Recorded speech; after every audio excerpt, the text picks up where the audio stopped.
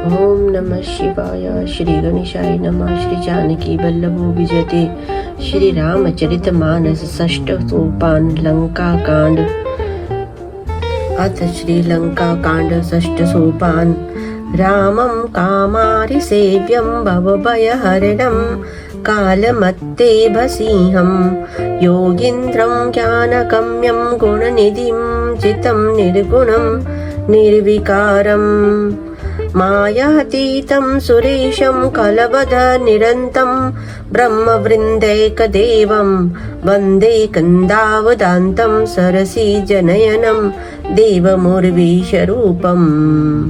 कामदेव के शत्रु शिव जी के सेव्य भव जन्म मृत्यु के भय को हरने वाले काल रूपी मतवाले हाथी के लिए सिंह के समान, योगियों के स्वामी योगेश्वर, ज्ञान के द्वारा जानने योग्य, गुणों की निधि, अजेय निर्गुण निर्विकार, माया से परे, देवताओं के स्वामी, दुष्टों के वध में तत्पर, ब्राह्मण वृंद के एकमात्र देवता रक्षक, जल वाले मेघ के समान सुंदर श्याम, कमल के नेत्र वाले पृथ्वीराज राजा के रूप में परम देव श्री राम जी की मैं वंदना करता हूँ। शंखेन्द्वाभमतीव सुंदर तनुं शार्दूल चर्मांबरम काल व्याल कराल भूषण धरम गंगा शशांक प्रियम काशिशं कल्ली कल्प शौघ शमनं कल्याण कल्पद्रुमं नौमिड्यं गिरिजापतिं गुणनिधिं कंदर्पहं शंकरम्।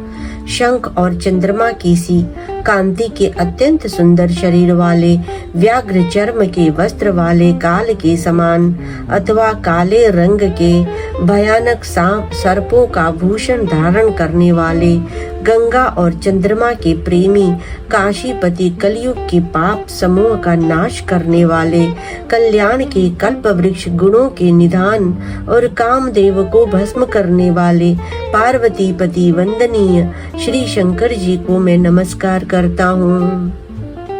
यो ददाति सतां शंभु कैवल्यमपि दुर्लभं खलानां दण्डकृद्योऽसौ शंकरः शं न तनोतु मे। जो सत्पुरुषों को अत्यंत दुर्लभ कैवल्य मुक्ति तक दे डालते हैं और जो दुष्टों को दंड देने वाले हैं, वे कल्याण रूपी श्री शंभु मेरे कल्याण का विस्तार करें। लव निमेष परमानु जग वर्ष कल्प सर चंड भजसि नामन ते ही राम को कालु जासु को दंड। लव निमेष परमाणु वर्ष युग और कल्प जिनकी प्रचंड बाण है और काल जिनका धनुष है, हे मन तू उन श्री राम जी को क्यों नहीं भजता। सिंधु बचन सुनियो राम सचिव बोली प्रभु अस कहऊ अब विलंब के काम करहु सेतु उतरे कटको। समुद्र के वचन सुनकर प्रभु श्री राम जी ने मंत्रियों को बुलाकर ऐसा कहा, अब विलंब किस लिए हो रहा है। सेतु पुल तैयार करो जिसमें सेना उतरे। सुनऊ भानुकुल के तु जामवंत कर जोर कहा नाथ नाम तव सेतु नर चाड़ी भव सागर तरही। जामवन ने हाथ जोड़कर कहा, हे सूर्य कुल के ध्वजा स्वरूप कीर्ति को बढ़ाने वाले श्री राम जी सुनिए। हे नाथ, सबसे बड़ा सेतु तो आपका नाम ही है, जिस पर चढ़कर, जिसका आश्रय लेकर मनुष्य संसार रूपी समुद्र से पार हो जाते हैं। यह लघु जलधि करत कति बारा अस सुनि पुनि कहा पवन कुमारा प्रभु प्रताप बड़वान लबारी सोखे प्रथम पयो निधि बारी। फिर यह छोटा सा समुद्र पार करने में कितनी देर लगेगी। ऐसा सुनकर फिर पवन कुमार श्री हनुमान जी ने कहा, प्रभु का प्रताप भारी बड़वानल समुद्र की आग के समान है, इसने पहले समुद्र के जल को सोख लिया था। तवरि पुनारि रुदन जल धारा, भरे बहोरी भयउ तेई खारा। सुनियति उकति पवन सुत केरी, हर्षे कपि रघुपति तन हेरी। परंतु आपके शत्रुओं की स्त्रियों के आंसुओं की धारा से यह फिर भर गया और उसी से भी खारा हो गया। हनुमान जी की यह अत्युक्ति अलंकार पूर्ण युक्ति सुनकर वानर श्री रघुनाथ जी की ओर देखकर हर्षित हो गए। जामवंत बोले दो भाई, नल नील ही सब कथा सुनाई। राम प्रताप सुमिरि मन माही, करहु सेतु प्रयास कछु नाही। जामवन ने नल नील दोनों भाइयों को बुलाकर उन्हें सारी कथा कह सुनाई और कहा, मन में श्री राम जी के प्रताप को स्मरण करके सेतु तैयार करो। राम प्रताप से कुछ भी परिश्रम नहीं होगा। बोल लिए कपिनि कर बहोरी, सकल सुनऊ बिनती कछु मोरी। राम चरण पंकज उर धरहु, कौतुक एक बालु कपि करहु। फिर बानरों के समूह को बुला लिया और कहा, आप सब लोग मेरी कुछ विनती सुनिए। अपने हृदय में श्री राम जी के चरण कमलों को धारण कर लीजिए और सब भालू और बानर एक खेल कीजिए। धावहु मरकट बिकट बरूथा, आनहु बिटप गिरिन के जूथा।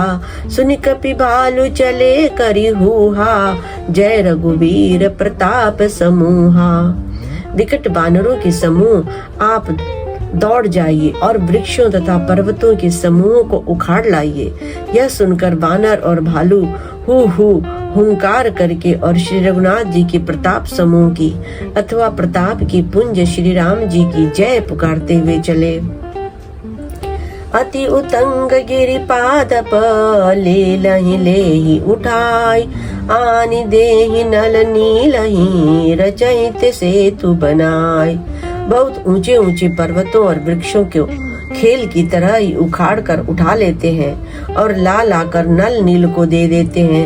वे अच्छी तरह गढ़ कर सुंदर सेतु बनाते हैं।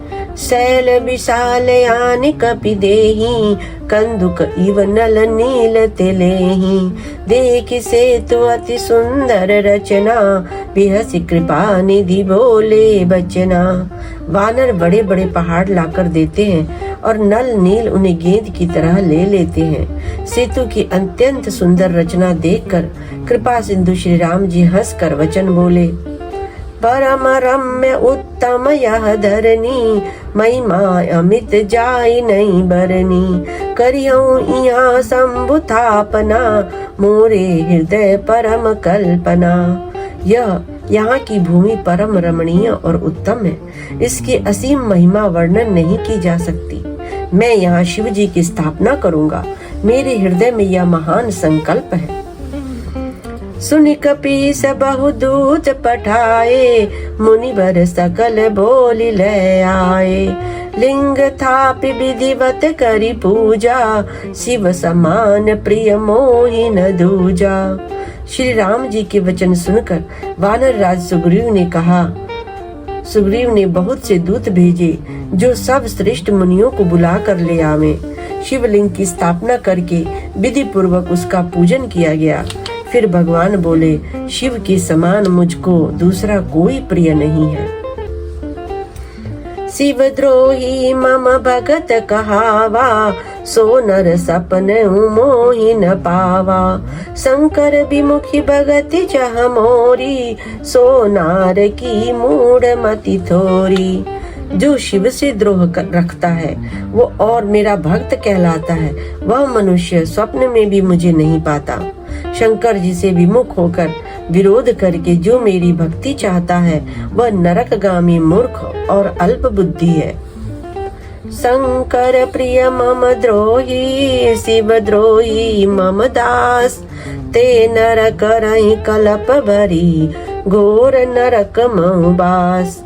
जिनको शंकर जी प्रिय हैं, परंतु जो मेरे द्रोही हैं एवं जो शिव जी के द्रोही हैं और मेरे दास बनना चाहते हैं, वे मनुष्य कल्प भर घोर नरक में निवास करते हैं। जे रामेश्वर दर्शनु करही ते तनु तजि मम लोक सिधरही। जो गंगा जलवानि चढ़ाई सो साजुस मुक्ति नर पाई।